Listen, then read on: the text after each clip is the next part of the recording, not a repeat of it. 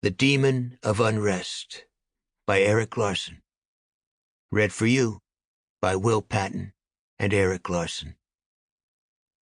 Slavery with us is no abstraction, but a great and vital fact. Without it, our every comfort would be taken from us.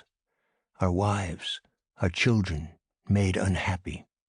Education, the light of knowledge, all lost, and our people ruined forever. Nothing short of separation from the Union can save us. Arthur Perrin O'Hain to President James Buchanan, December 22nd, 1860. We must settle this question now, whether in a free government the minority have the right to break up the government whenever they choose. If we fail, it will go far to prove the incapability of the people to govern themselves. Abraham Lincoln remarked to Private Secretary John Hay, May 1861. Is anything worth it? This fearful sacrifice, this awful penalty we pay for war? Mary Boykin Chestnut, Journal, July 26, 1864. Dark Magic, a note to readers. I was well into my research on the saga of Fort Sumter and the advent of the American Civil War when the events of January 6, 2021 took place. As I watched the Capitol assault unfold on camera, I had the eerie feeling that present and past had merged. It is unsettling that in 1861, two of the greatest moments of national dread centered on the certification of the Electoral College vote and the presidential inauguration. I was appalled by the attack, but also riveted. I realized that the anxiety, anger, and astonishment that I felt would certainly have been experienced in 1860-61 by vast numbers of Americans. With this in mind, I set out to try to capture the real suspense of those long-ago months when the country lurched toward catastrophe.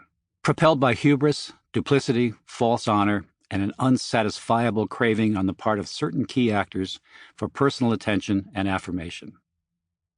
Many voices at the time of Sumter warned of civil war, but few had an inkling of what that might truly mean, and certainly none would have believed that any such war could take the lives of 750,000 Americans. At the heart of the story is a mystery that still confounds.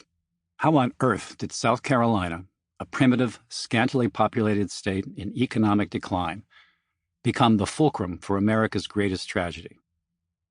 And even more bewildering, what malignant magic brought Americans on both sides of the Mason-Dixon line to the point where they could actually imagine the wholesale killing of one another? This is a work of nonfiction. As always, anything between quotation marks comes from some form of historical document. Likewise, any reference to a gesture, smile, or other physical action comes from an account by one who made it or witnessed it. In places, I have corrected anachronistic spelling, capitalization, and punctuation to conform with modern usage. For example, I turned ampersands into and, but only where that meaning was obvious. Lincoln's charming misspellings remain unaltered. Racially charged terms have been redacted in the audiobook just as they are in the print version. I invite you now to step into the past, to that time of fear and dissension, and experience the passion, heroism, and heartbreak, even humor, as if you were living in that day and did not know how the story would end. I suspect your sense of dread will be all the more pronounced in light of today's political discord, which, incredibly, has led some benighted Americans to whisper once again of secession and civil war. Erik Larson, New York, 2024.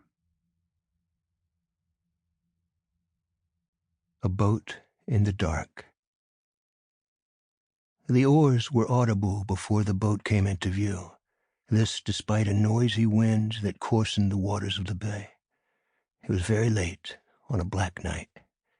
The rain, according to one account, fell in torrents, and the wind howled weird-like and drearily. In recent weeks, the Sample complete. Ready to continue?